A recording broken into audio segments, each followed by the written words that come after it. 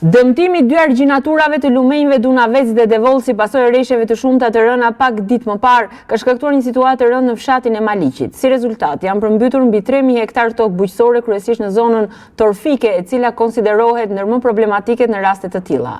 Eridion Rustemi, drejtori i Agjencisë së Shërbimeve Publike në Bashkinë Maliq, bëri të ditur se në bashkëpunim me Drejtorinë Rajonale të Ujitjes dhe Kullimit është ndërhyrë menjëherë për përforcimin e 2 argjinaturave të dëmtuara rënd me qëllim parandalimin e përkeqësimit të situatës. Sipas tij, për të 2 argjinaturat ekziston një projekt i posaçëm i cili pritet të zbatohet dhe që do të ofronte një zgjidhje afatgjatë dhe të qëndrueshme për shmangjen e përmbytjeve në të ardhmen. Është pothuajse dita e 20 që punohet këtu, dhe pothuajse jemi drejt fundit të mbylljes provizore të kësaj argjinature.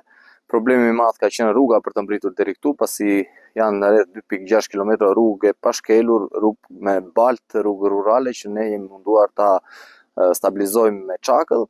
dhe ja ku jemi këtu për të